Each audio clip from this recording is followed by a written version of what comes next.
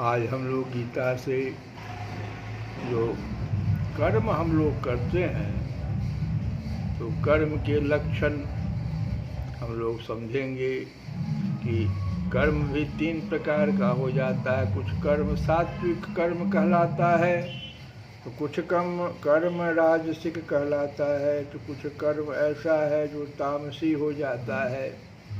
तो सात्विक कर्म किसे कहते हैं उसका लक्षण बतलाते हैं भगवान की। नियतम संग रहितम अराग द्वेषतः कृतम।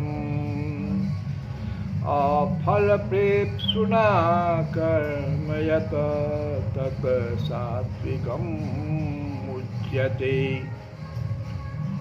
जो कर्म शास्त्र विधि से नियत किया हुआ और कर्तापन के अभिमान से रहित हो तथा फल न चाहने वाले पुरुष द्वारा बिना राग द्वेष के किया गया हो, वह सात्विक कहा जाता है। नियतम संगरहितम। तो नियतम का क्या अर्थ है? वर्ण, आश्रम, प्रकृति और परिस्थिति की अपेक्षा से जिस मनुष्य के लिए जो कर्म अवश्य कर्तव्य बतलाए गए हैं, उन शास्त्र विहित यज्ञ, दान, तप तथा जीविका के और शरीर निर्वाह के सभी श्रेष्ठ कर्मों का वाचक यहाँ नियतम, नियतम जो विशेषण है वो नियतम विशेषण से प्रयोग करके ये भाव दिखाया गया है कि केवल शास्त्र विहित नित्य नैमित्तिक आदि कर्तव्य कर्म ही सात्विक हो सकते हैं, और यह वर्ण, आश्रम, प्रकृति और परिस्थिति की अपेक्षा से ये अवश्य कर्तव्य जो है बतलाया गया है। शास्त्र विहित कर्म है, यज्ञ है, दान है, तप है, जीविका का जो भी शरीर निर्वाह का जो भी श्रेष्ठ कर्म है, और संग रहितम ये भी विशेषण है।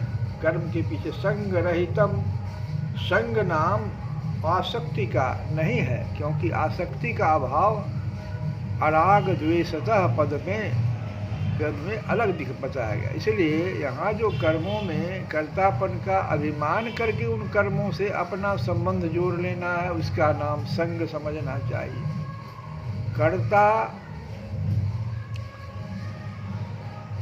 कर्मों में कर्तापन का अभिमान, ये संग है। जो बिना कर्तापन के और बिना देहाभिमान के कर्म हो जाता है, वो संग रहित हो गया। इसलिए संग रहितम विशेषण से यह भाव दिखलाया गया है कि शास्त्र विहित कर्म भी संग रहित होने से ही सात्विक होता है, नहीं तो उनकी सात्विक संज्ञा नहीं होती है। फिर आगे कहते हैं अफल प्रेप्सुना। अफल प्रेप्सुना कर्मों के फल रूप इस लोक और परलोक के लिए जितने भी भोग हैं, उनमें ममता और आसक्ति का अभाव हो जाने के कारण जिसको किंचन मात्र भी उन भोगों की आकांक्षा नहीं रही है, जो किसी भी कर्म से अपना कोई भी स्वार्थ सिद्ध करना नहीं चाहता, जो अपने लिए किसी भी वस्तु की आवश्यकता नहीं समझता, ऐसे स्वार्थ बुद्धि रहित पुरुष का ये वाचक अफल प्रेप्सुना पद है। फल नहीं, कर्म करना है हमको, फल नहीं। और उस कर्म को सात्विक कहते हैं। इस कथन से यह भाव दिखलाया गया कि जिस कर्म में इन सब लक्षण जो ऊपर लक्षण बताए हैं पूर्ण रूप से पाए जाते हैं, वही कर्म पूर्ण सात्विक है। नित्यम होना चाहिए, संग रहित होना चाहिए, अफल प्रेप्सुना होना चाहिए। वही कर्म जो है सात्विक कर्म कहलाता है।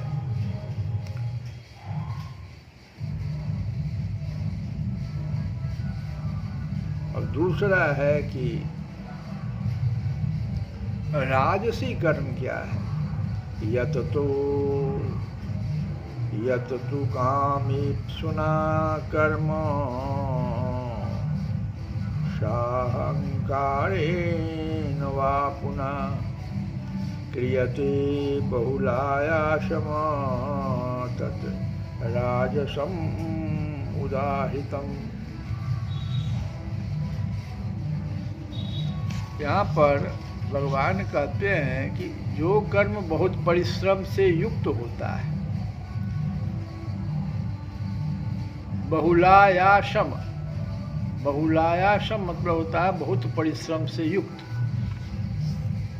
यत तु कामेप्सुना कर्म साहंकारेण वा पुनः क्रियते बहुलायासम।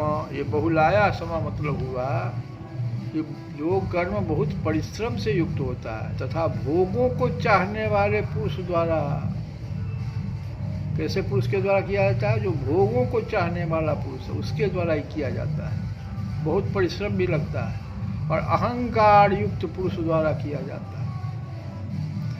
भोगों को चाहने वाला पुरुष द्वारा हो या अहंकार युक्त पुरुष द्वारा किया जाता है, कर्म बहुत परिश्रम से युक्त होता है, वही कर्म राजस कहलाता है। और तामस कर्म के लक्षण बताते हैं कि अनुबंधम, क्षयम, हिंसाम, अनवेक्ष्य च पौरुषम, मोहात आरभ्यते कर्म यत तत् का तामसम उच्यते। जो कर्म परिणाम, हानि, हिंसा और सामर्थ्य को न विचार कर, कोई कर्म हम कर रहे हैं उसका परिणाम के बारे में सोचने के लिए तैयार नहीं, हानि उससे क्या होगा ये भी नहीं, हिंसा हो रहा है क्या हो रहा है भी नहीं, सामर्थ्य को भी विचार नहीं करके केवल अज्ञान से आरंभ किया जाता है।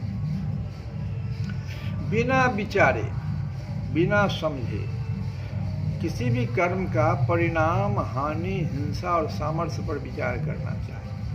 अज्ञान से आरंभ जो कर्म हो जाता है वही तामस कर्म कहलाता है।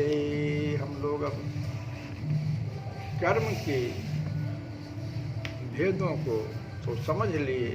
अब तुलसी बाबा के एक विनय पत्रिका से भजन को कि मन मेरे मानहि सिख मेरी, जो निज भगति चाहे हरि केरी। मन मेरे मानहि सिख मेरी। हे मेरे मन, यदि तू अपने हृदय में भगवान की शक्ति चाहता है,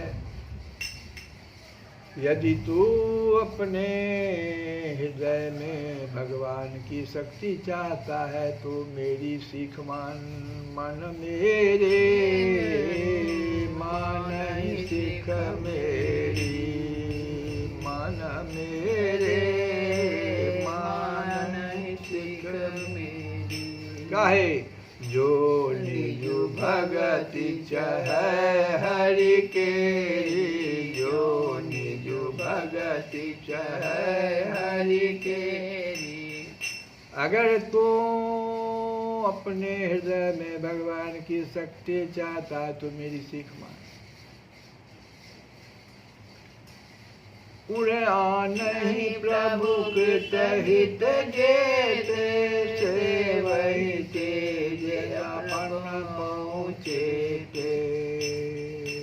दुख सुख अरु अपमान बराए, सब सम लेखहि विपति बिहाई। सुन सठ काल ग्रसित यह देही, जनित ही लागी विदोषहि केही। सुनु सठ, अरे दुष्ट, सुनु सठ रे दुष्ट, दुष्ट कहते हैं मन को, कि सुनु सठ काल, शरीर को तो काल ने ग्रस ही रखा है। सुनु सठ काल ग्रसित देहि, जनित ही लागे विदोषहि केही। इसके लिए किसी को दोष मत दो, इसको तो काल ने ग्रस रखा है।